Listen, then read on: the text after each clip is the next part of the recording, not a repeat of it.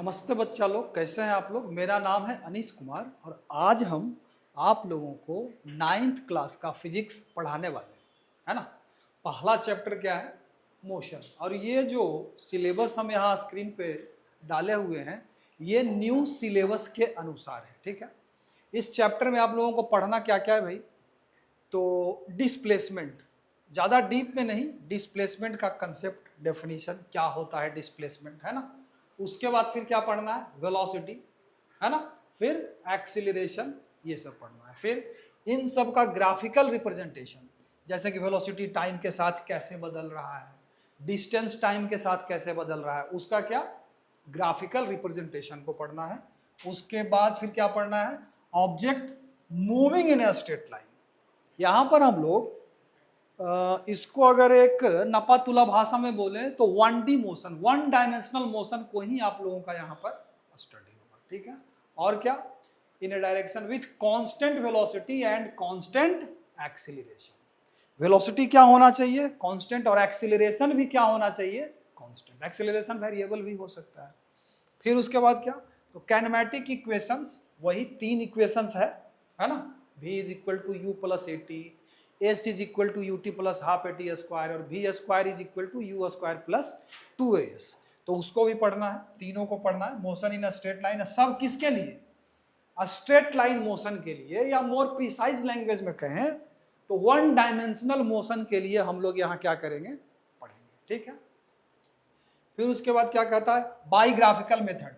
ये जो तीनों इक्वेशंस है इसका डेरिवेशन भी आपको पढ़ना है। डेरिवेशन कौन से मेथड से? ग्राफिकल मेथड से, ठीक है। सबको डिटेल में हम समझेंगे, एक एक करके समझेंगे, और न्यूमेरिकल्स भी, है ना, न्यूमेरिकल्स भी डिस्कस करते चलेंगे, हाँ? उसके बाद लास्ट में क्या पढ़ना है आपको? एलिमेंट्री आइडिया, सिर्फ idea of circular motion. Circular motion क्या होता है उसका सिर्फ हम लोगों को क्या लेना है? आइडिया लेना है। क्लियर है? तो अगर आप लोग इसको छापना चाहें तो छाप सकते हैं। यही आपका 9th क्लास में सिलेबस है मोशन का, ठीक है। अगर आप लोग छापना चाहें तो पॉज करके छाप सकते हैं। तो सबसे पहले हम लोग मोशन को समझते हैं। किस चीज को समझते हैं भाई? मोशन को समझते हैं। मोशन, जब भी वर्ड आप लोग सुनते होंगे तो दिमाग में क्या आता होगा? कोई ऑब्जेक्ट क्या कर रहा है? मूव कर रहा है। कोई ऑब्जेक्ट क्या कर रहा है?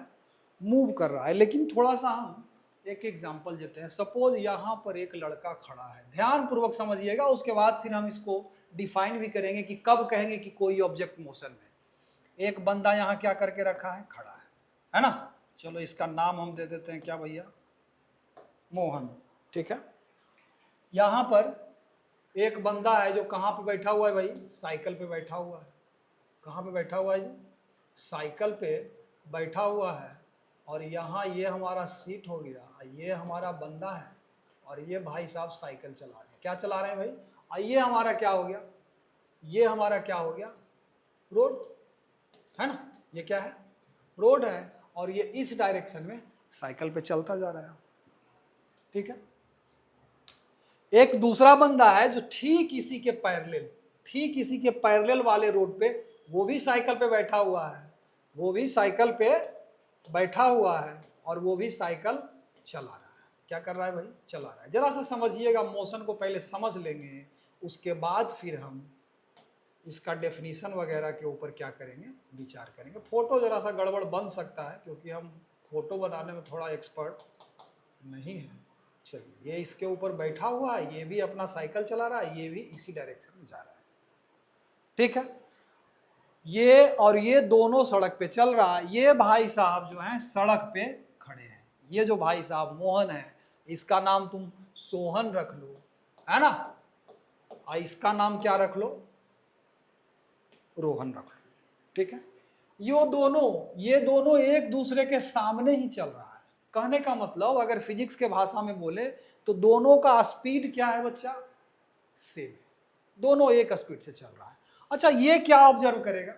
ये ऑब्जर्व करेगा कि सोहन और रोहन दोनों इसकी तरफ आ रहा है। कौन ऑब्जर्व करेगा? ये। लेकिन अगर यही रोहन इसके मोशन को ऑब्जर्व करेगा तो क्या देखेगा? कि ये रेस्ट में है। ये सोहन जो है रोहन के रेस्पेक्ट में क्या चीज में है, रेस्ट में।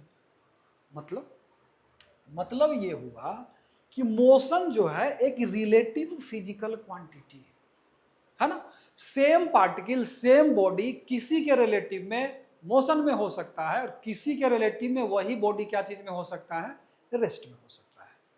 ठीक है, तो कब कहेंगे कि कोई ऑब्जेक्ट मोशन में है, कब कहेंगे, अगर किसी ऑब्जेक्ट का पोजीशन टाइम के साथ चेंज करे किसी दूसरे ऑब्जेक्ट के रेस्पेक्ट में, तो उस दूसरे ऑब्जेक्ट के रेस्पेक्ट में कहेंगे कि वो ऑब्जेक्ट क्या चीज में है, मोशन में है। जैसे मोहन के रिलेटिव में ये दोनों मोशन में है, लेकिन रोहन के रिलेटिव में सोहन क्या चीज में है, रेस्ट में है। सेम आदमी है, सेम आदमी है, ठीक है, लेकिन एक के रिलेटिव में ये क्या चीज में है, रेस्ट में है, तो दूसरे के रिलेटिव में ये क्या चीज में है, मोशन में है। बात समझ में आई। अब दो तीन वर्ड हम यूज कर लिए कि भाई पोजीशन चेंज करें, ये पोजीशन क्या होता है सर, है ना, ये पोजीशन क्या होता है सर, और जो ऑब्जर्व कर रहा है मोशन को उसको क्या बोलेंगे सर, तो उस सब का एक प्रॉपर नाम दिया गया है, ध्यान से समझते चलिएगा। जैसे शब्द सपोज यहां ए एक जगह है जिसके ऊपर एक आदमी क्या है, खड़ा है, क्या है, खड़ा है। यहां बी एक पार्टिकल है, बी क्या है, एक पार्टिकल है ना, बी क्या है, एक पार्टिकल है। सपोज टाइम 0 पर ये यहां है और टाइम t बराबर t पर ये कहां चला गया बच्चा, यहां चला गया। कितना टाइम के बाद, t टाइम के बाद यहां चला गया। अगर हम कहें कि इसका पोजीशन इनिशियली, तो यहां से यहां एक लाइन जोड़ दीजिए, यही इसका क्या है, पोजीशन है, यहां से ये देख रहा है। फिर उसके बाद t टाइम पर इसका पोजीशन क्या हो गया, ये हो गया। ऑब्वियस है कि ये जो b है, पार्टिकल b है, इसका पोजीशन चेंज किया, पहले पोजीशन इसका ये था, अब अगर यहीं से देखें तो इसका पोजीशन ये है, तो हम लोग क्या कहेंगे, ये जो पार्टिकल b है किसके रिलेटिव में मोशन में है, इस a के रिलेटिव में मोशन में है। क्लियर है। तो इसका डेफिनेशन क्या लिखेंगे हम लोग, मोशन में कब कहेंगे पार्टिकल को, लिख लीजिए इसको, ए particle is said to be in motion if its position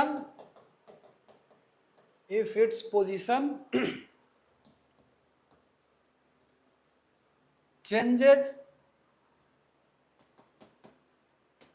relative to some other particle। अगर किसी पार्टिकल का पोजीशन टाइम के साथ चेंज करे तो हम कहते हैं कि वह पार्टिकल जिस पार्टिकल के रिलेटिव में उसका पोजीशन चेंज कर रहा है उसके रिलेटिव में क्या चीज में है, मोशन में है। क्लियर है ये। चलिए भाई, अब मोशन के स्टडी के लिए कुछ कुछ फिजिकल क्वांटिटी डिफाइन किया गया, जैसे डिस्टेंस, मोशन का स्टडी करेंगे तो कुछ कुछ, तो पहला चीज क्या डिफाइन किया गया बच्चा, डिस्टेंस। अब डिस्टेंस किसको कहते हैं भाई, डिस्टेंस किसको कहेंगे, तो सपोज एक पार्टिकल है, अब ध्यान रहे अगर हम किसी पार्टिकल को मोशन में दिखा रहे हैं तो ऑब्वियस है कि किसी के रिलेटिव में हम बोल रहे होंगे, और जनरली हम किसके रिलेटिव में बोलते हैं, अर्थ के रिलेटिव में। किसके रिलेटिव में बोलेंगे, अर्थ के रिलेटिव में। तो सपोज एक पार्टिकल है ए, है ना, और ये इसको पहुंचना कहाँ है, सपोज इसको यहां भी, जहां एक क्या है भाई, सपोज ये एक घर है ना, अच्छा सा घर है, यहाँ खिड़की उड़की भी है अच्छा सा, यहाँ इसको पहुंचना है, यहाँ ये सीढ़ी हो गया, इसको कहाँ पहुंचना है, यहाँ पहुंचना है। कितना पाथ इसको हो सकता है वहां पहुंचने का, इनफाइनाइट पाथ हो सकता है। ये यहाँ से ऐसे पहुंचे, ये यहाँ से ऐसे पहुंचे, या ये यहाँ से सीधे पहुंच जाए, बहुत सारा पाथ हो सकता है। ठीक है, तो डिस्टेंस जो डिफाइन किया गया, ध्यान से सुनिएगा, डिस्टेंस किसको कहेंगे, the actual length of path, actual length of path traversed by the particle. जैसे एक पाथ हमारा ये हो गया, दूसरा पाथ ये हो गया, तीसरा पाथ ये हो गया, मतलब ए से इस घर तक जाने में, पोजीशन ए से इस पॉइंट से इस घर तक जाने में अगर हम डिफरेंट डिफरेंट पाथ लेंगे तो डिस्टेंस क्या हो जाएगा बच्चा, डिफरेंट डिफरेंट हो जाएगा।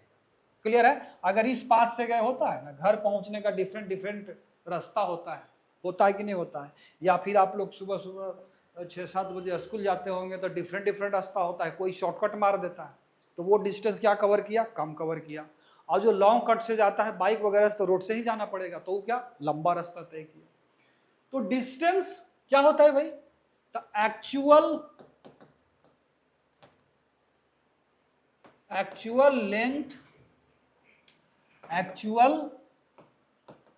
लेंथ ऑफ पाथ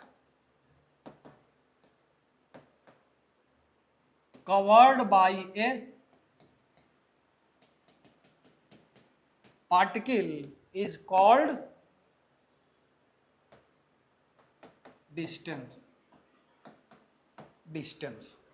चलिए, अब डिस्टेंस का यूनिट क्या हो जाएगा भाई, तो डिस्टेंस का यूनिट, चूंकि लेंथ ही तो है डिस्टेंस, तो डिस्टेंस का यूनिट क्या हो जाएगा बच्चा, याद रखना, डिस्टेंस का यूनिट तो बहुत सारा वैसे होगा, लेकिन एक यूनिट होता है क्या भाई, मीटर। यही आप लोग क्या करिएगा, याद रखिएगा। बाकी आप लोग जानते ही होंगे डिस्टेंस का यूनिट सेंटीमीटर भी होगा, अरे होगा कि नहीं होगा, डिस्टेंस का यूनिट किलोमीटर भी होगा, है ना, मेगामीटर भी होगा ही होगा। फिर एक और लाइट ईयर भी होता है, जानते ही होंगे आप लोग, क्या होता है लाइट ईयर। ये सब का सब किसका यूनिट है भाई, डिस्टेंस का यूनिट है, ठीक है। लेकिन ये जो मीटर है इसको हम लोग क्या बोलते हैं बच्चा, एसआई यूनिट। तो आप इसको याद रखिएगा, जनरली जो आपका क्वेश्चन होगा ये एसआई यूनिट में ही होता है, ठीक है। डिस्टेंस का यूनिट क्या होगा बच्चा, तो मीटर हो जाएगा, ठीक। अगला एक फिजिकल क्वांटिटी डिफाइन किया गया। सब हम जो डिफाइन कर रहे हैं, जो साइंटिस्ट लोग डिफाइन किया, मोशन के स्टडी के लिए ही डिफाइन किया है। डिस्टेंस डिफाइन किया, उसके बाद क्या डिफाइन किया, डिस्प्लेसमेंट। क्या डिफाइन किया भाई, डिस्प्लेसमेंट। अब ये क्या होता है भाई, तो जैसे ए से बी तक जाना है, अभी बताए बहुत सारा पाथ हो सकता है, ये हो सकता है, एक यहां से ऐसे हो सकता है, और एक पाथ ऐसा भी तो होगा ना, ध्यान से देखिएगा, एक पाथ ऐसा भी तो होगा जो सीधे ए को कहां से मिला दे, बी को मिला दे, ए को बी से मिला दे। अब अगर इन तीनों पाथ में हम आपसे पूछें कि सबसे छोटा लेंथ किसका है, ये 1 नंबर, ये 2 नंबर, और ये बच्चा तीसरा नंबर है। इन तीनों में अगर हम आपसे पूछें कि सबसे छोटा लेंथ किसका है, तो आप लोग ऑब्वियसली कहिएगा कि सर जी पाथ नंबर 2 का, इसका जो लेंथ है इन दोनों से क्या है, छोटा है। इसका जो लेंथ है इन दोनों से क्या है बच्चा, छोटा है। तो यहीं से डिस्प्लेसमेंट का क्या निकल के आता है, परिभाषा निकल के आता है कि the shortest distance between 2 point, the shortest distance between 2 point is displacement. तो सीधा सीधा लिख देंगे, द शॉर्टेस्ट डिस्टेंस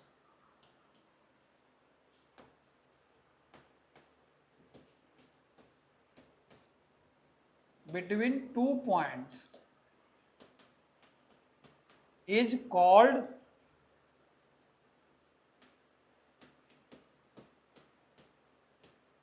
डिस्प्लेसमेंट। क्या बोलेंगे उसको, डिस्प्लेसमेंट। ऑब्वियस है कि ये भी क्या है, लेंथ ही तो है, तो इसका भी यूनिट क्या हो जाएगा बच्चा, एसआई यूनिट क्या हो जाएगा डिस्प्लेसमेंट का, डिस्प्लेसमेंट का एसआई यूनिट क्या हो जाएगा, मीटर। शॉर्ट में उसको स्मॉल एम से रिप्रेजेंट करते हैं।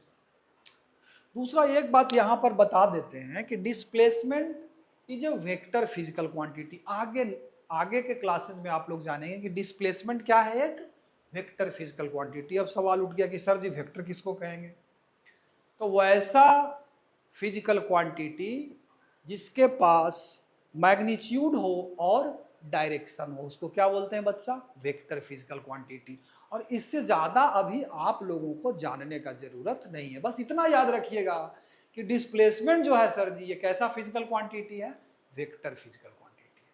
क्लियर है बात, चलिए ठीक। नेक्स्ट डिफाइन किया गया स्पीड क्या डिफाइन किया गया भाई? स्पीड। ठीक है, अब स्पीड में भी दो तरह का स्पीड डिफाइन किया गया, ध्यान पूर्वक समझिएगा। एक को हम लोग बोल देते हैं एवरेज स्पीड। आई सब डेफिनेशन को एकदम दिमाग में रखिएगा। ये जो हम अभी डिफाइन कर रहे हैं, अभी हम ही डिफाइन कर रहे हैं, है ना, कहीं आसमान से उतर के नहीं आ रहा, हम ही डिफाइन कर रहा हूं। तो एवरेज स्पीड, ध्यान से सुनिएगा, इसका डेफिनेशन क्या है? सीधा सीधा total distance, total distance divided by total time. ये टोटल टाइम क्या है? The time elapsed in covering this total distance, इसी को क्या बोलेंगे भाई? Average speed. Average speed, clear है बात? अब बताइए इसका यूनिट क्या होगा भाई? इसका यूनिट, तो स्पीड को अगर हम लोग v से रिप्रेजेंट करें तो v बराबर क्या होगा? Total distance. अगर हम डिस्टेंस को s से रिप्रेजेंट करें और टाइम को t से, तो ये बनेगा हमारा फॉर्मूला। फॉर्मूला हमारा यही बनेगा ना, फॉर्मूला जो है हमारा वो तो यही बनेगा, v is equal to s by t. अगर हम इसके एस आई यूनिट पर विचार करें कि इसका यूनिट क्या होगा सर जी, तो आप लोग जानते भी होंगे, है ना, इसका यूनिट क्या होगा? ऊपर क्या है? डिस्टेंस। डिस्टेंस का यूनिट क्या होता है बच्चा? मीटर। डिस्टेंस का यूनिट क्या होता है? मीटर। और टाइम का यूनिट क्या होता है? सेकेंड। तो इसका यूनिट क्या होगा? v का यूनिट क्या होगा? एस बाई टी, मीटर पर सेकेंड। ये कौन सा यूनिट है? एस आई यूनिट है। इसका यूनिट किलो, जो कि डिस्टेंस का यूनिट किलोमीटर भी होता है और टाइम का यूनिट आवर भी होता है, तो किलोमीटर पर आवर भी हो सकता है। ये दोनों ही इसका यूनिट है, लेकिन ये मीटर पर सेकेंड कौन सा यूनिट है? SI unit. क्लियर है? और छोटा सा एक बात यहां भी ऐड कर दें, स्पीड क्या होता है? एक स्केलर फिजिकल क्वांटिटी, एक स्केलर फिजिकल क्वांटिटी होता है। बस इसको खाली याद ही रखिएगा, क्योंकि इसको डिटेल में आप लोगों को अभी पढ़ना नहीं है। बस इतना याद रखिएगा कि स्पीड क्या है भाई? तो स्केलर है। डिस्टेंस क्या है भाई? तो स्केलर है ना। डिस्प्लेसमेंट क्या है भाई? तो वेक्टर है। चलिए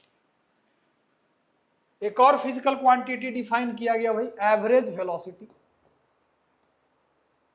एवरेज, ये सब अभी डिफाइन कर रहे हैं आपके सामने, ऐसा नहीं है कि कहीं से ऊपर से उतर के आ रहा है। जो बतला रहे हैं वही यूज करेंगे न्यूमेरिकल्स बनाने में, वही आप एग्जाम में जब आएगा तो वही डेफिनेशन उसका लिखना है। एवरेज वेलोसिटी क्या होगा? तो एवरेज वेलोसिटी, वहां जो ऊपर क्या लिखे थे? टोटल डिस्टेंस, यहां क्या हो जाएगा? Total displacement. क्या लिख देंगे भाई? Total displacement divided by total time. Total time, अब ये टोटल टाइम का मतलब क्या हुआ? तो ये जो डिस्प्लेसमेंट कवर किया ऊपर, उसको कवर करने में जो टाइम लगा, वही यहाँ टाइम से क्या कर देंगे? डिवाइड कर देंगे।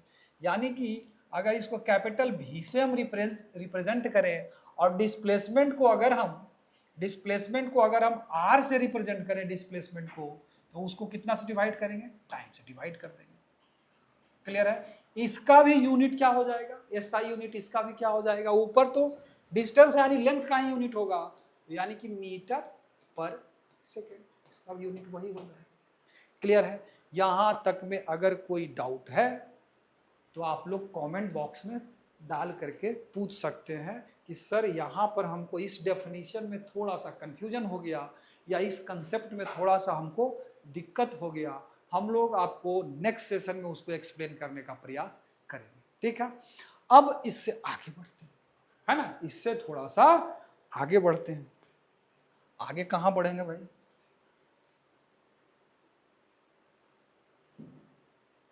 इतना समझने के बाद अब हम लोग इसको समझते हैं, motion along a straight line. Motion along a straight line. देखो एक खरगोश, खरगोश तो हमको बनाने नहीं आएगा, लेकिन जैसा भी बना पा रहे हैं ऐसा बना देते हैं। तो बन गया, लगता है कछुआ। ये तो लगता है कि, चलो कछुए ले लो, क्या है? एक कछुआ है। इसको इस पॉइंट से, पॉइंट ए से कहां तक जाना है भाई, बी तक जाना है। अब कछुआ का सीधा जाएगा, ये हो सकता है कि ऐसे ऐसे घूमते हुए, ऐसे ऐसे घूमते हुए, खाते पीते, है ना, पहुंच गया यहाँ, कहाँ, बी के पास पहुंच गया। ठीक है, तो अगर हम इसके पाथ को देखें, जिस पाथ को ये फॉलो करता हुआ गया है, क्या ये एक स्ट्रेट लाइन है? ये स्ट्रेट लाइन तो नहीं है सर जी, ये तो कर्व है, ये तो टेढ़ा कूड़ा, टेढ़ा मेढ़ा पाथ लेते हुए यहां तक पहुंचा है। तो कछुआ का ये जो मोशन हुआ, ये मोशन एलोंग स्ट्रेट लाइन हुआ? नहीं हुआ सर जी, ये तो मोशन एलोंग टेढ़ा मेढ़ा पाथ हो गया। मोशन एलोंग क्या हो गया? टेढ़ा मेढ़ा पाथ हो गया। तो मोशन एलोंग स्ट्रेट लाइन कब कहेंगे? अगर ये कछुआ ए से बी तक जाने में एक स्ट्रेट लाइन को अगर फॉलो किया, तो हम लोग क्या कहेंगे कि इसका मोशन किसके एलोंग हुआ भाई? तो स्ट्रेट लाइन के एलोंग हुआ। बात समझ में आई? अगर ये ए से बी तक पहुंचने में ये पाथ भी लिया, तो ए से अगर बी यहां सी ले लें, तो ए से सी तक स्ट्रेट लाइन मोशन, फिर सी से बी तक स्ट्रेट लाइन मोशन। क्लियर है बात? अब स्ट्रेट लाइन अगर आप इस डायरेक्शन में भी लिए तो ये भी स्ट्रेट लाइन मोशन, अगर इस डायरेक्शन में ले लिए तो भी स्ट्रेट लाइन मोशन है। मतलब उसका जो पाथ होना चाहिए, क्या होना चाहिए? एक स्ट्रेट लाइन के एलोंग होना चाहिए। क्लियर है? आप लोग ये जिगजैग पाथ वाला मोशन हायर क्लास में पढ़िएगा। अभी आप लोगों को कौन सा मोशन पढ़ना है बच्चा? विशेष दिमाग कुछ नहीं लगाना है। कौन सा मोशन पढ़ना है? Motion along straight line. तो यहां पर हम लिख देते हैं मोशन एलोंग स्ट्रेट लाइन। बोले तो if A particle moves along a straight line, then its motion is said to be motion along a straight line। Clear है? अब यहाँ के बाद छोटा छोटा एक दो हम लोग न्यूमेरिकल डिस्कस कर लेते हैं। क्या एक दो हम लोग न्यूमेरिकल छोटा छोटा एकदम आसान आसान सा।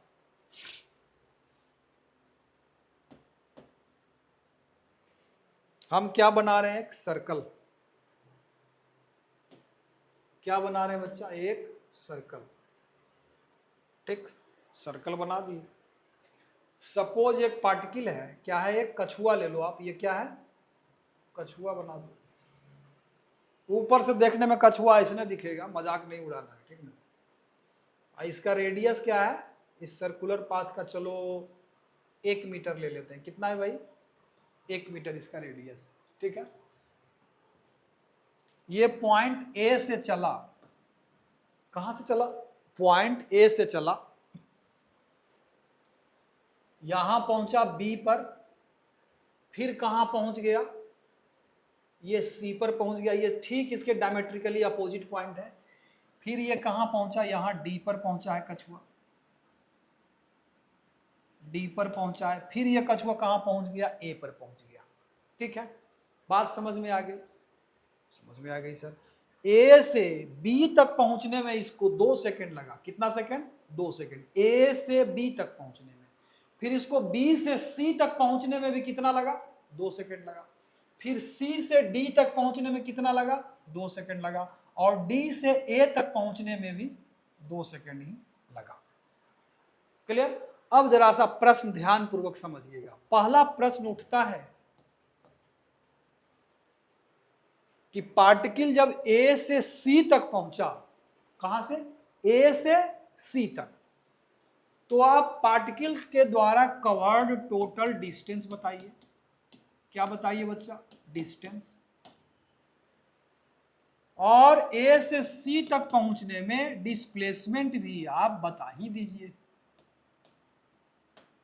डिस्प्लेसमेंट क्या हुआ पार्टिकल का, और डिस्टेंस क्या हुआ पार्टिकल का, है ना? थोड़ा सा वीडियो को आप लोग पॉज कर लीजिए और उसके बाद खुद से बनाइए, और अभी हम बनाएंगे, उससे चेक करिए कि आंसर आप लोगों का सही आया कि नहीं। ठीक है, पार्ट ए है क्वेश्चन का। ये कौन सा पार्ट है बच्चा? ए है। ठीक है सर जी, देखो ध्यान से, इसका रेडियस कितना दिया है? 1 मीटर। डिस्टेंस अगर हमको कैलकुलेट करने के लिए कह रहा है, तो डिस्टेंस का हम क्या बोले थे? डिस्टेंस का परिभाषा क्या दिए थे कि actual length of path covered by any particle. तो एक्चुअल लेंथ ऑफ पाथ कहां है?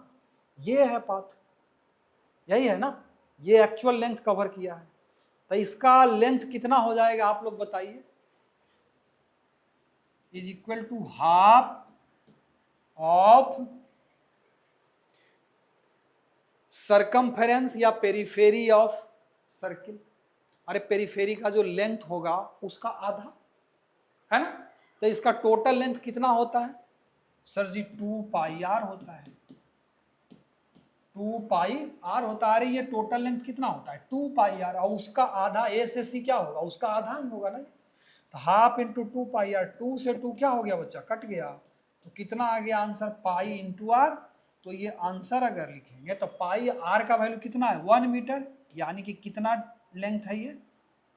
पाई मीटर। ये हमारा क्या निकला बच्चे? डिस्टेंस। ये हमारा क्या निकला? जो परिभाषा दिए उसी के अनुसार हम कैलकुलेट किए, उससे लेफ्ट राइट हम खिसकेंगे नहीं। क्लियर है बात? सबका यही आंसर आया था, यही आंसर आया था सबका। नेक्स्ट हमको कैलकुलेट करना था डिस्प्लेसमेंट। अब डिस्प्लेसमेंट का परिभाषा याद करिए कि the shortest distance between the initial point and final point. तो ए और सी के बीच ये तो ये पाथ है, और भी पाथ हो सकता है इससे ऐसे, लेकिन शॉर्टेस्ट क्या है? ए से बी को ऐसे मिला दीजिए। तो ये जो लेंथ हमारा हो गया, ये यही पार्टिकल का, ये कछुआ का क्या हो गया? डिस्प्लेसमेंट हो गया। तो यहां डिस्प्लेसमेंट का अगर लिखेंगे answer, the displacement is equal to shortest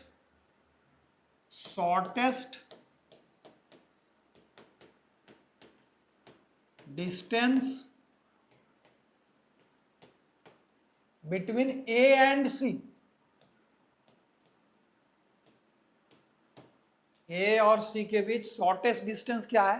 तो ए से सी तक का डिस्टेंस। तो ये कितना है? आर के बराबर, और ये कितना है? आर के बराबर। तो कितने के बराबर हो जाएगा बच्चा? 2r के बराबर हो जाएगा। अरे होगा कि नहीं होगा?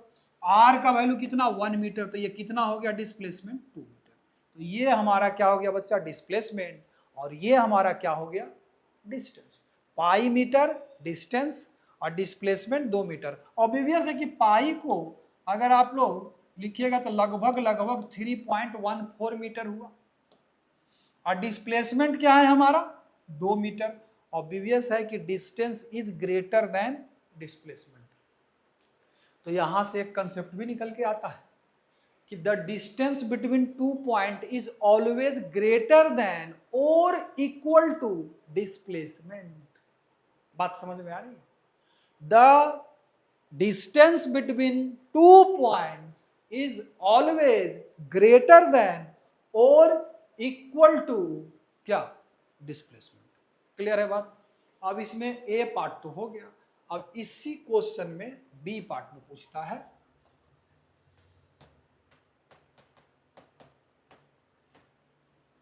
Find a speed. Find a speed, average speed, सिर्फ स्पीड नहीं, average speed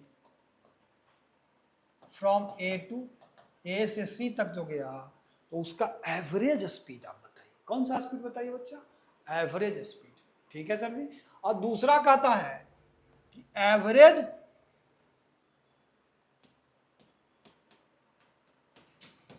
velocity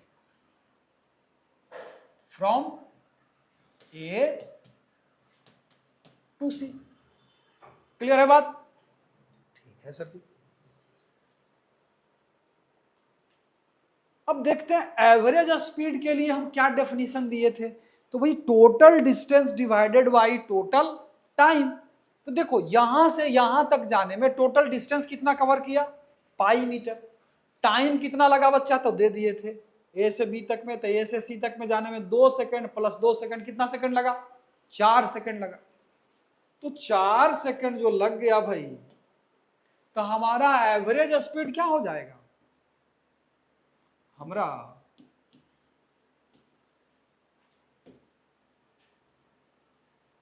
average speed क्या हो जाएगा बच्चा, एवरेज स्पीड हो जाएगा टोटल डिस्टेंस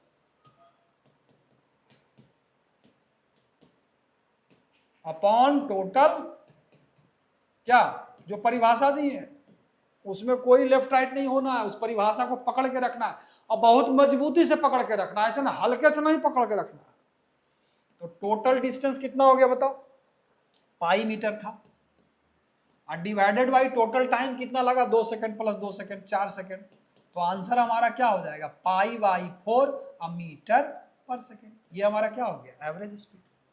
अरे क्लियर है, होना भी चाहिए। अब अगर हम आपसे पूछें कि एवरेज वेलोसिटी क्या हो गया बच्चा,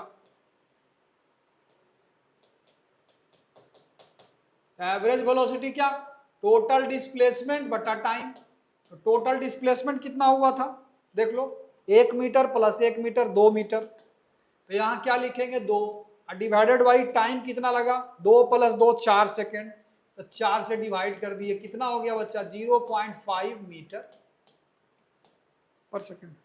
ये हमारा क्या हो गया, एवरेज वेलोसिटी। ठीक, अब सी पार्ट का सुनो खेला, अब सी पार्ट को सुनो। सी पार्ट में कहा गया, सी पार्ट में कहा गया कि भाई ठीक है, कछुआ सी पर आके रुका नहीं, सी के बाद भी ये चलता रहा, सी के बाद ये कहां पहुंच गया बच्चा, ए पे, सी के बाद फिर से ये कहां पहुंच गया, ए पे पहुंच गया, यहीं पहुंच गया, यहां, ये वाला टेस्ट, ठीक है, सी पे गया, सी के बाद फिर कहां पहुंच गया, ए पे। अब आप बताइए, अब आप क्या बताइए पार्ट सी में कि वेन कछुआ जो है हमारा, क्या कछुआ जब ए से कहां पहुंच गया, सी पे, तब आप सारा चीज फिर से बताइए, डिस्टेंस कितना कवर किया, डिस्प्लेसमेंट कितना कवर किया, अरे समझ में आ रहा है ना, एवरेज स्पीड अब क्या हुआ, चारों चीज बताइए, और एवरेज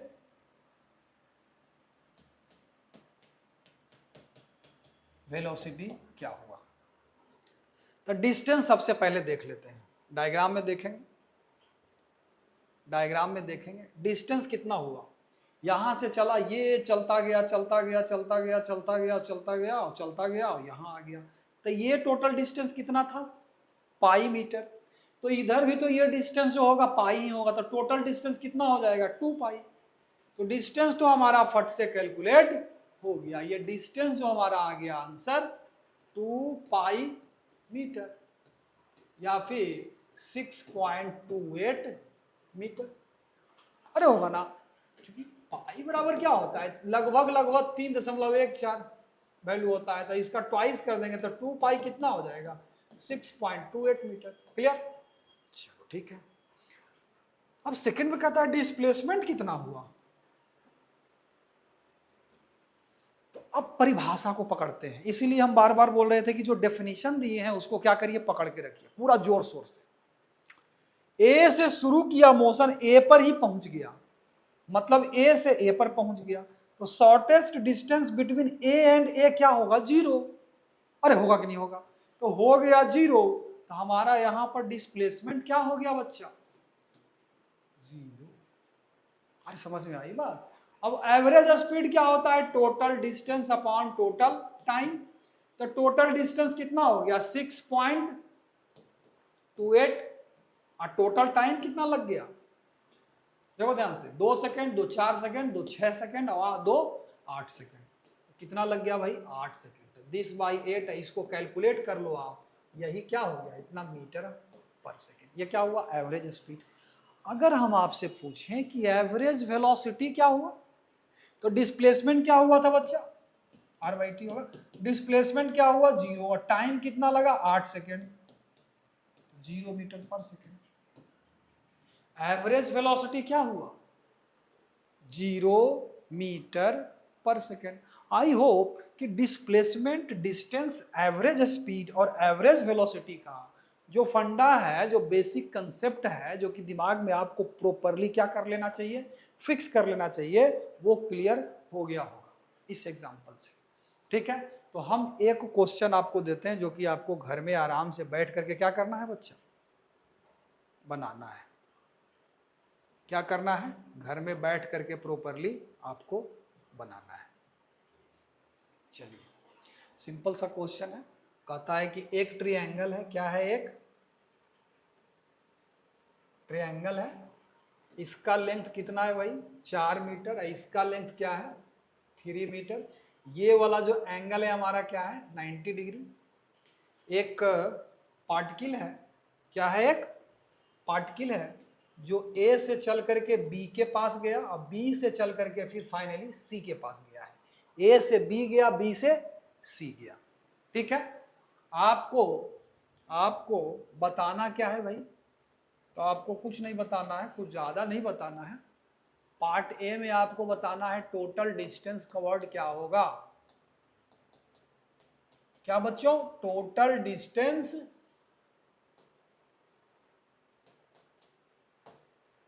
पार्ट ए में। पार्ट बी में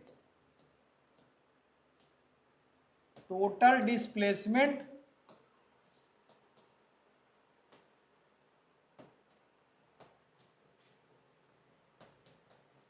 कवर्ड क्या होगा। ठीक है, और अगर हम कहें कि ए से बी तक जाने में इसको 1 सेकेंड लगा और बी से सी तक जाने में 0.5 सेकेंड लगा, तो आपको इसका स्पीड, स्पीड बोले तो हम किसका बात कर रहे हैं, ध्यान रखिएगा, एवरेज स्पीड का ही बात कर रहे हैं। अब हम एवरेज शब्द यूज नहीं करेंगे, बार बार कितना यूज करें, है कि नहीं। तो स्पीड भी इसका बताना है, और डी पार्ट में इसका वेलोसिटी भी बताना है। ये आपका क्या हो गया बचवा, होमवर्क हो गया, इसको आप जरा सा बनाइएगा। क्या करिएगा बच्चा, बनाइएगा। ठीक है, अब जरा नेक्स्ट चलते हैं। Uniform motion and non uniform motion. Uniform motion and non uniform motion, फिर से वही लेंगे, 2 पॉइंट लेंगे। एक पॉइंट हमारा यहां हो गया ए और एक पॉइंट हमारा यहां हो गया बी। इसको एक लाइन से जोड़ दीजिए, इसको एक लाइन से जोड़ दीजिए। अब चलते हैं यूनिफॉर्म मोशन। मान लेते हैं कि एक कछुआ यहां से चलना शुरू किया, क्या किया, कछुआ यहां से चलना शुरू किया। मान लेते हैं कि 1 सेकेंड में यह कहां पहुंच गया, सी पॉइंट पर। ए से सी का लेंथ क्या है भाई, 5 मीटर। कितना है बच्चा, 5 मीटर। ए से सी तक पहुंचने में टाइम कितना लगाया, 1 सेकेंड। ठीक है, फिर सी से डी तक पहुंच गया, टाइम कितना लगाया बच्चा, यहां भी 1 सेकेंड, और ये डिस्टेंस भी कितना है भाई, 5 मीटर। फिर डी से कहां पहुंच गया, ई पे, ई पे पहुंच गया, टाइम कितना लगाया, 1 सेकेंड, और ये लेंथ भी कितना है बच्चा, 5 मीटर। मतलब इसी तरह से ये फिर कहां पहुंच गया, 1 सेकेंड यहां भी लगाया, और यहां भी डिस्टेंस कितना है, 5 मीटर। फिर यहां से यहां एफ से बी तक कितना सेकंड लगाया, 1 सेकेंड, और यहां से यहां भी डिस्टेंस कितना है, 5 मीटर। ठीक है, अब जरा सा आप लोग ऑब्जर्व करिए कि कुछ खास बात है क्या इसके मोशन में, इस कछुआ के मोशन में कुछ खास तरह का मोशन किया है क्या, क्या देखा आप लोगों ने, आप लोगों ने यही देखा होगा कि ये 1 सेकेंड में 5 मीटर कवर कर रहा है ऑलवेज। सी से डी भी 1 सेकेंड लिया, 5 मीटर कवर किया, डी से ई भी 1 सेकेंड लिया, 5 मीटर कवर किया। मतलब अगर कोई पार्टिकल का मोशन इस तरह से हो कि इक्वल टाइम इंटरवल में क्या कवर करे, इक्वल डिस्टेंस कवर करे, तो उसका मोशन कैसा मोशन हो जाएगा बचवा, यूनिफॉर्म मोशन। और नॉन यूनिफॉर्म फिर किसको कह देंगे बच्चा? तो नॉन यूनिफॉर्म अगर इक्वल टाइम इंटरवल में इक्वल डिस्टेंस कवर नहीं किए करे, मान लिया यहाँ 1 सेकंड में 5 मीटर है, यहाँ 1 सेकंड में 15 मीटर, तो इसका मोशन कैसा हो जाएगा? नॉन यूनिफॉर्म मोशन हो जाएगा। क्लियर है बात? क्लियर है यूनिफॉर्म या non uniform motion? Non uniform और यूनिफॉर्म मोशन क्लियर है। अब एक बात बताइए, अगर हम लोग किसी पार्टिकल का एवरेज स्पीड कैलकुलेट करते हैं तो क्या हम लोग एवरेज स्पीड में ये बता सकते हैं कि उसका मोशन यूनिफॉर्म हुआ था या नॉन यूनिफॉर्म हुआ था? अगर किसी पार्टिकल का मान लेते हैं कि ए से बी, यहाँ पर में हम दूसरा एक पार्टिकल लिए ए और ये यहाँ क्या है बी, इन दोनों के बीच का डिस्टेंस है मान लेते हैं कि 15 मीटर, है ना। अगर हम आपको कहें कि एवरेज स्पीड कैलकुलेट करो, मान लेते हैं ए से बी तक जाने में टाइम कितना लगाया बच्चा? 5 सेकेंड। हम आपको कह रहे हैं कि एवरेज स्पीड निकालो, तो 15/5 करेंगे, 3 मीटर पर सेकेंड। अब आप बताइए ए से बी तक जाने में क्या उसका मोशन यूनिफॉर्म रहा या नॉन यूनिफॉर्म रहा? इसके बारे में आप कुछ बता सकते हैं एवरेज स्पीड से? अरे नहीं बता सकते। क्या पता ए से बी जाने में, ये सी तक पहुंचने में काफी हाई स्पीड से चला हो, बड़ा तेज गति से चला हो, फिर सी से डी तक जाने में बड़ा स्लो चला हो। हाँ, बीच के मोशन के बारे में हमको कुछ पता नहीं है, बीच के मोशन के बारे में हमको कुछ पता नहीं है, तो हम नहीं बता सकते कि ए से बी के बीच का जो इसका मोशन है वो यूनिफॉर्म मोशन है कि नॉन यूनिफॉर्म मोशन है। हाँ, अगर क्वेश्चन में कह दे कि ये 2 मीटर पर सेकेंड कांस्टेंट है, कांस्टेंट मतलब नियत, कांस्टेंट मतलब फिक्स, कांस्टेंट स्पीड से चला 2 मीटर पर सेकेंड से, तब हम कह सकते हैं कि फिर इसका मोशन कैसा है? Uniform motion. क्योंकि 2 मीटर पर सेकेंड तो इक्वल टाइम में इक्वल डिस्टेंस कवर करेगा। क्लियर है बात? तो यूनिफॉर्म और नॉन यूनिफॉर्म मोशन क्लियर है कि नहीं है? कमेंट में टनाटन डाल करके बताइए कि हाँ सर जी क्लियर हो गया है। ठीक है, आगे बढ़ते हैं हम लोग। अब आता है देखिए एवरेज स्पीड। तो ये तो हम लोग बड़ा डिटेल में डिस्कस कर चुके हैं। इसको क्या कर चुके हैं बच्चा? बहुत ही डिटेल में डिस्कस कर चुके हैं। यहाँ हम जस्ट फॉर्मूला लिख दे रहे हैं, average speed is equal to S/T। मतलब बोले तो क्या? Total distance upon total time. Clear?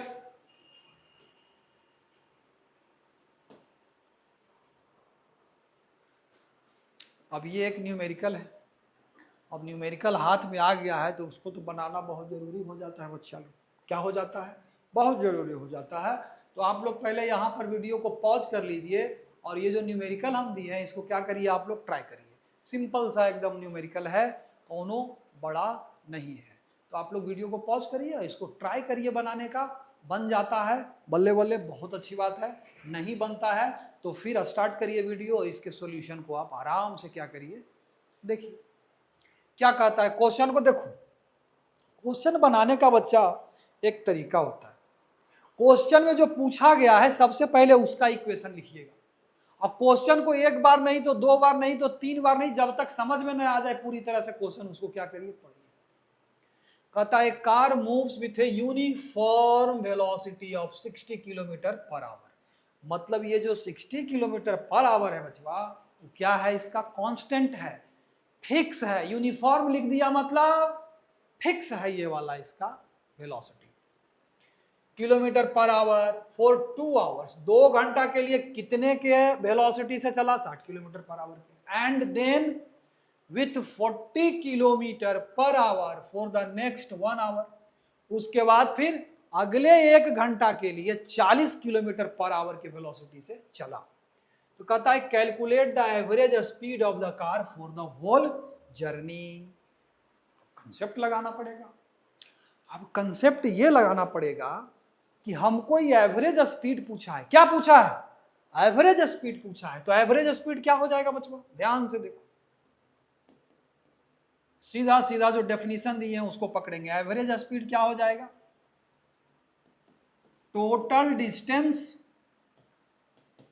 क्या बच्चा, total distance divided by total time. ठीक है सर जी, टोटल डिस्टेंस क्या हुआ, तो 2 घंटा के लिए कितने के स्पीड से चला, 60 किलोमीटर पर आवर के स्पीड से। तो मान लेते हैं कि 2 घंटा में डिस्टेंस कितना ट्रेवल किया, d1 प्लस अगला 1 घंटा चला 40 किलोमीटर पर आवर के स्पीड से, तो अगला 1 घंटा में मान लेते हैं कि डिस्टेंस ट्रेवल किया d2 और डिवाइडेड बाई टाइम तो पता ही है, यहाँ 2 घंटा चला और यहाँ 1 घंटा चला, तो t1 प्लस t2 कर देते हैं। जहां यहां पे लिख देंगे t1 बराबर क्या है बच्चा, 2 घंटा, और t2 बराबर क्या है बच्चा, 1 घंटा। लेकिन ये d1 d2 हम कैलकुलेट नहीं किए हैं। अब d1 बराबर क्या हो जाएगा, सो बताओ। d1 चूंकि यूनिफॉर्म वेलोसिटी से चला है, तो d1 क्या हो जाएगा, v1 इंटू t1। अरे होगा ना, v1 कितना, v1 इंटू t1 हो जाएगा। v1 कितना भाई, 60 किलोमीटर पर आवर, तो 60 गुने t1 कितना, 2, तो कितना हो गया बच्चा, 120 किलोमीटर। कोई दिक्कत, 60 गुना 120। फिर d2 इसी प्रकार से क्या हो जाएगा, v2 इंटू t2। अरे इसको v1 ले लिया हम, इसको t1 ले लिया, ठीक। इसको देखो v2 ले लिया, इसको क्या ले लिया, इस टाइम को t2 ले लिया, हो गया काम खत्म, ठीक है। v2 into t2, v2 into t2 कितना, तो 40, मल्टीप्लाई किससे करेंगे बच्चा, 1 आवर से, 1 आवर से करेंगे तो ये 40 किलोमीटर हो गया। अब सारा का सारा डाटा इसमें क्या कर दो, पुट कर दो, एवरेज स्पीड आप निकाल दो, यही निकाल देते हैं, दूर क्यों जाएंगे हम। तो v बराबर हमारा हो गया d1 प्लस d2, यानी कि 120 plus 40 divided by time t1 plus t2, तो 2 घंटा प्लस 1 घंटा तो 3, तो 40 20 60, यानी कि 160 बटा 3, तो 3 5 जा 1 3 3 पॉइंट 3 3 9, लगभग लगभग ये कितना आ गया, 53.3 kilometre per our. 53.3 kilometre per our, यही इसका क्या हो गया, एवरेज स्पीड हो गया। 30 सेकेंड 40 सेकेंड तक आप जरा सा देखिए इस सॉल्यूशन को और समझिए कि हम क्या यूज किए, जो आपको बताए अभी हम परिभाषा में, जो हम आपको बताए परिभाषा में कि एवरेज स्पीड ये होता है, उसी परिभाषा को बच्चा हम यहाँ क्या किए, यूज किए। टोटल पहले डिस्टेंस कैलकुलेट किया, फिर टोटल टाइम कैलकुलेट किया, दोनों का रेशियो ले लिया, तो हमारा एवरेज स्पीड क्या आ गया, 53.3 किलोमीटर पर आवर। अरे सीधा सीधा इसमें डिस्टेंस 60 दूना 120 किलोमीटर, इसमें डिस्टेंस 40 दूना 1, तो 120, 60 दूना 120 अब प्लस 40, तो कितना हो गया 160, और डिवाइड कर दिए उसको, कितना टाइम कितना लगाया टोटल, 2 घंटा प्लस 1 घंटा, तो 3 से डिवाइड कर दिए, 160 डिवाइडेड बाई 3, तो 3 बचे, 3 5 जा 15, एक बचा तो 3 3 जा 9, फिर एक बचा 3 3 जा 9, तो 53.3 kilometre per our. I hope कि ये वाला जो सॉल्यूशन है सभी के समझ में आ गया होगा। ऐसा नहीं कि आप लोग टून सना क्या करिएगा कि 60 किलोमीटर एवरेज है ना बोला है, तो 60 प्लस 40 कर दिए और डिवाइड कर दिए किससे, 2 से, हो गया एवरेज स्पीड या वेलोसिटी, हो गया गड़बड़, आपका क्या हो गया, गड़बड़ हो गया, है ना। एवरेज स्पीड का जो हम परिभाषा दिए हैं बच्चा, उसको पकड़ के रखना है, total distance upon total time. Clear है बात। चलिए नेक्स्ट बढ़ते हैं हम लोग। स्पीड विथ डायरेक्शन को ही हम लोग क्या बोलते हैं बच्चा, स्पीड को अगर एक डायरेक्शन दे दे तो इसी को क्या बोलते हैं, एवरेज।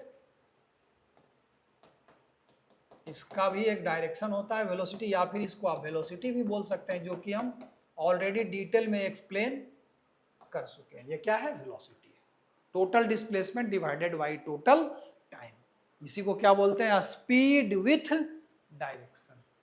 अब आप लोग सोच रहे होंगे सर स्पीड विथ डायरेक्शन कैसे, तो अगर पार्टिकल मान लेते हैं कि ए से बी तक गया, कहां तक गया, ए से बी तक गया, यहां से ये चलना शुरू किया, चलता हुआ सुई कहां पहुंचा, बी पर।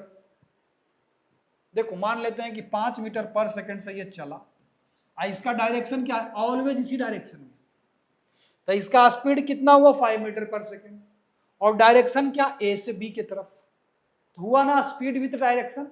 और इसी को हम लोग क्या बोलते हैं बच्चा, वेलोसिटी। इसी को हम लोग क्या बोलते हैं, वेलोसिटी। और इससे ज्यादा इसके बारे में अभी आप लोगों को जानने की आवश्यकता नहीं है, हायर क्लास में इसका हम डिटेल में हम लोग स्टडी करते हैं, ठीक है।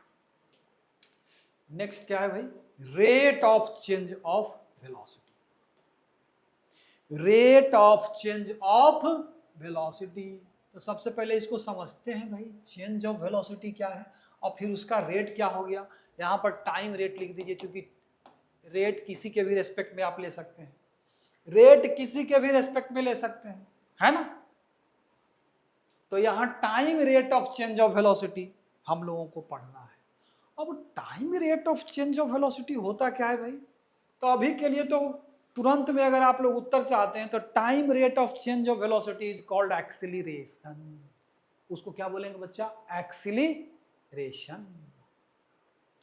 चेंज ऑफ वेलोसिटी क्या हुआ, मान लेते हैं कि एक पार्टिकल पॉइंट ए से वेलोसिटी अपना मोशन स्टार्ट किया, और पॉइंट ए पर इसका वेलोसिटी क्या है, u। क्या है बच्चा, u है, आया स्ट्रेट लाइन के अलोंग चल रहा है, चूंकि आपको मोशन अलोंग स्ट्रेट लाइन ही पढ़ना है। मान लेते हैं कि सर्टेन टाइम के बाद ये कहां पहुंच गया बच्चा, b पर, और यहां पर इसका वेलोसिटी क्या है, v। यहां पर इसका वेलोसिटी क्या है, v। यहां मान लेते हैं कि t बराबर t1 पर ये क्या किया, मोशन स्टार्ट किया u वेलोसिटी से, और t बराबर t2 पर, t बराबर t2 पर ये मोशन को एंड किया। क्या किया, एंड किया। तो टोटल टाइम कितना टाइम के लिए मोशन में रहा, तो t2 माइनस t1। अगर हम आपसे पूछें कि बच्चा चेंज इन वेलोसिटी क्या हुआ, तो चेंज का मतलब क्या होता है, फाइनल, याद रखिएगा, फाइनल माइनस इनिशियल। चेंज का मतलब ऑलवेज फाइनल माइनस इनिशियल, इसको याद रखिएगा। तो अगर हम आपसे बोले कि चेंज इन वेलोसिटी, तो क्या लिखें बच्चा, चेंज इन वेलोसिटी, तो क्या लिखेंगे बच्चा, final velocity minus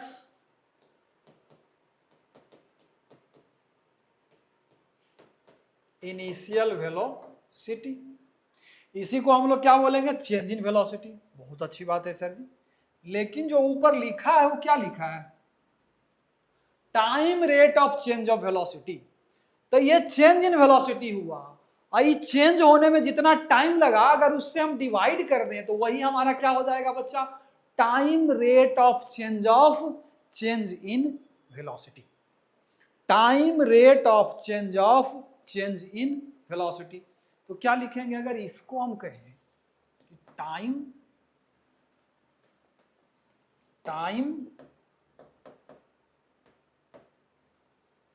rate of change of velocity, तो वो क्या हो जाएगा बचवा, तो change in velocity, change in velocity और डिवाइडेड बाई क्या, टाइम, जितना टाइम में वो चेंज हुआ। यही हुआ ना, अरे हुआ कि नहीं हुआ। नेक्स्ट पेज में थोड़ा साफ सुथरा ढंग से लिख देते हैं,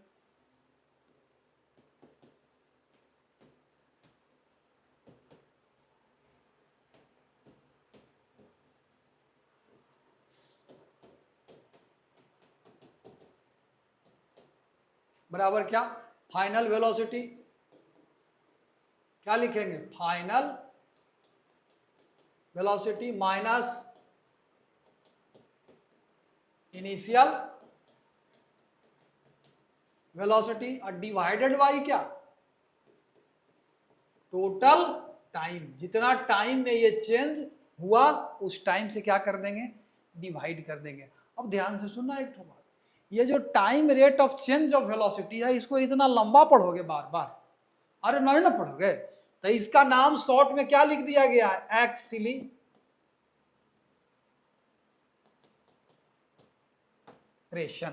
और बेहतर होगा अगर सिर्फ हम final velocity minus initial velocity ले रहे हैं तो इसको क्या हम लोग पढ़ते हैं, एवरेज एक्सीलरेशन। इसको क्या बोलते हैं बच्चा, एवरेज एक्सीलरेशन। लेकिन आपको बुक में इसको एक्सीलरेशन ही लिख देगा हर जगह। क्या लिख देगा बच्चा, एक्सीलरेशन।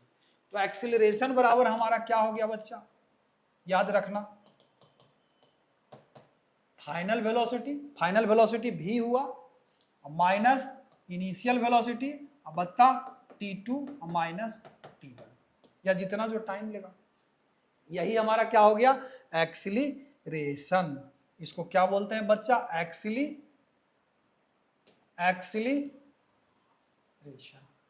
है ना। अगर सिंबॉलिकली लिखेंगे तो a बराबर सीधे हो जाएगा क्या, v माइनस यू बटा टी। ध्यान रहे यहाँ v क्या है, फाइनल वेलोसिटी, u क्या है बच्चा, इनिशियल वेलोसिटी, और t क्या है, time elapsed in changing that velocity. Change होने में जितना टाइम लगा वही यहाँ टाइम से क्या करना है, डिवाइड करना है। तो यही आपका फॉर्मूला निकल के आया किसका, एवरेज एक्सीलरेशन, या फिर यहाँ आप उसी को एक्सीलरेशन भी कह सकते हैं। आगे हायर क्लास में आप लोग पढ़िएगा कि there are two types of acceleration, one average acceleration and other is instantaneous acceleration. तो ये आप लोग हायर क्लास में पढ़िएगा, यहाँ आपको एवरेज एक्सीलरेशन को ही पढ़ना है ना, v minus you by T. तो इससे एक इक्वेशन और भी हम लोग निकाल सकते हैं कि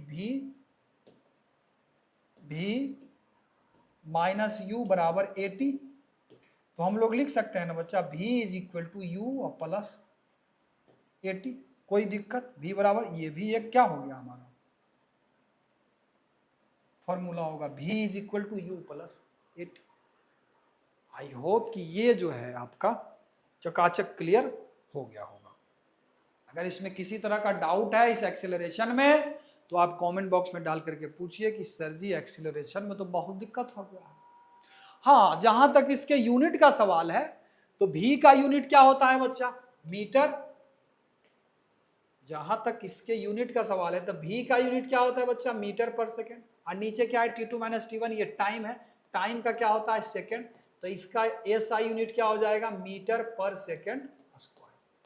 किसका, एक्सेलरेशन का। एक्सेलरेशन का यूनिट क्या बना बच्चा, मीटर पर सेकेंड स्क्वायर। क्लियर है। एक छोटा सा इसके ऊपर क्या ले लेते हैं हम लोग, सवाल ले लेते हैं। क्या ले लेते हैं बच्चा, एक छोटा मोटा सा एकदम टुन्नू मुन्नू सा हम लोग इसके ऊपर एक छोटा सा एकदम सवाल ले लेते हैं। क्या बोलते हो, छोटा सा एक ठो इसके ऊपर हम लोग सवाल ले लेते हैं, एकदम छोटा सा। कहता है कि एक particle, A particle moving on a straight line, कहां मूव कर रहा है भाई,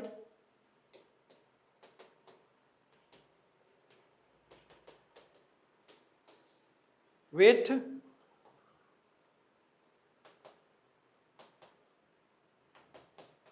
इनिशियल वेलोसिटी 4 मीटर पर सेकेंड एट टाइम कितना, t बराबर 0 सेकेंड पर। t बराबर 0 सेकेंड पर कितना है, 4 मीटर पर second. Its final velocity is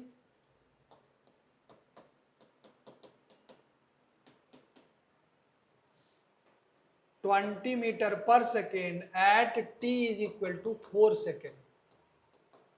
4 second बाद इसका वेलोसिटी क्या हो गया बच्चा, 20 मीटर पर सेकेंड। आपसे पूछता है इसका एक्सीलरेशन बताओ इसका एक्सीलरेशन। तो आप लोग टन से कैलकुलेट कर दोगे ना, डायरेक्ट लगाओगे final velocity v minus you upon T. तो v कितना, ये रहा 20 माइनस यू कितना, ये रहा 4 मीटर पर सेकेंड, डिवाइडेड बाई टाइम कितना लगा, t बराबर 0 सेकेंड पर यहाँ है, t बराबर 4 सेकेंड। तो 4 में से 0 को घटाएंगे क्या बचेगा, 4। तब 20 में से 4 गया 16, 16 बटा 4 यानी कि 4। और यूनिट बता दो आप लोग क्या लिखे, जरा कमेंट में बताओ आप लोग, मीटर पर सेकेंड स्क्वायर। आई होप कि यहां तक आप लोगों का सारा कंसेप्ट क्या हो गया होगा बच्चा, क्लियर हो गया होगा। क्या हो गया होगा, क्लियर हो गया होगा। इससे आगे का सफर हम लोग इसी मोशन को एक और मेथड से समझते हैं। मेथड क्या, विजुअलाइज करते हैं उसको क्या बोलते हैं बच्चा, graphical representation of motion. Graphical representation of motion. तो ग्राफिकल रिप्रेजेंटेशन ऑफ मोशन को समझने के लिए आपको ग्राफ जरा सा चकाचक ड्रॉ करने के लिए आना चाहिए। अगर नहीं आता है तो हम थोड़ा सा पहले ग्राफ को डिस्कस कर देते हैं। क्या कर देते हैं बच्चा, कि ग्राफ क्या बताता है, ग्राफ ड्रॉ कैसे करते हैं दो फिजिकल क्वांटिटी के बीच, है ना। अगर कोई एक फिजिकल क्वांटिटी दूसरे फिजिकल क्वांटिटी पे क्या करे, डिपेंड करे, तो उसका ग्राफ कैसे ड्रॉ करते हैं फटाफट, है ना। तो वो पहले हम लोग सीखेंगे। उसके बाद फिर हम लोग किसका किसका ग्राफ देखेंगे, V versus T, VT graph, ST graph, displacement versus time. उसके बाद AT ग्राफ, फिर ST ग्राफ तो हो गया, ST ग्राफ हो गया, A वर्सेस T ग्राफ। यही तीन ग्राफ मेनली हम लोग डिस्कस करेंगे, और अगर और कोई ग्राफ डिस्कस करने का होगा तो वो भी डिस्कस कर लेंगे, ठीक है। तो ग्राफिकल एक्सप्लेनेशन ऑफ मोशन हम लोग बच्चा नेक्स्ट सेशन में देखेंगे, ठीक है। इसमें आप लोगों को कैसा लगा कमेंट में जरूर बताइएगा। जहां नहीं समझ में आया कमेंट में आप लोग बताइएगा कि सर जी यहाँ हमको समझ में नहीं आया है, ठीक है। I hope you are preparing. मतलब ऐसा मत करिएगा कि लास्ट में जाके तैयारी करेंगे। हम लोग यहाँ शुरू कर दिए हैं, यहाँ द मार्कर में हम लोग आप लोगों का ये जो कंसेप्ट है नए सिलेबस के आधार पर जो फिजिक्स का क्लास है वो शुरू कर दिए। केमिस्ट्री का क्लास भी शुरू हो गया है, बायोलॉजी भी शुरू हो गया है, मैथ भी शुरू हो जाएगा। तो आप लोग शुरू से ही बिल्कुल मजबूत तरीके से तैयारी करिए, ताकि लास्ट में आप लोगों को हड़बड़ी ना हो और आप लोग अच्छा मार्क्स से क्या करें, पास करें, ठीक है। नेक्स्ट सेशन में हम लोग क्या डिस्कस करेंगे, ग्राफिकल रिप्रेजेंटेशन ऑफ मोशन। बहुत आसान है ये भी, इसमें बच्चों को बहुत दिक्कत होता है, लेकिन हम बहुत ही आसान भाषा में और आसान तरीके से इसको समझाएंगे। पहले हम आप लोगों को ग्राफ सिखाएंगे, कैसे ग्राफ ड्रॉ करते हैं, तब आप लोगों को हम VT, ST, AT, AX, VX, CX जो भी है सब दिखाएंगे, ठीक है। फिर ग्राफ के मदद से हम लोग किसी डिफिकल्ट सवाल को बिल्कुल बड़ी आसानी से कैसे सोल्व कर लेते हैं वो भी हम आपको सिखाएंगे, ठीक है। न्यूमेरिकल पे भी कमांड करवाएंगे आपका, और थ्योरेटिकल पोर्शन पे भी क्या करवाएंगे, कमांड करवाएंगे। बस जो जो डेफिनेशन, जो जो कंसेप्ट, जो जो कैलकुलेशन, जो जो डेरिवेशन हम आप लोगों को सिखा रहे हैं उसको ध्यान पूर्वक बिना एक मिनट मिस किए हुए आप लोग देखिएगा, ठीक है। तो बाकी आप लोग तैयारी करते रहिए, जम के द मार्कर के साथ जुड़े रहिए और प्यार बरसाते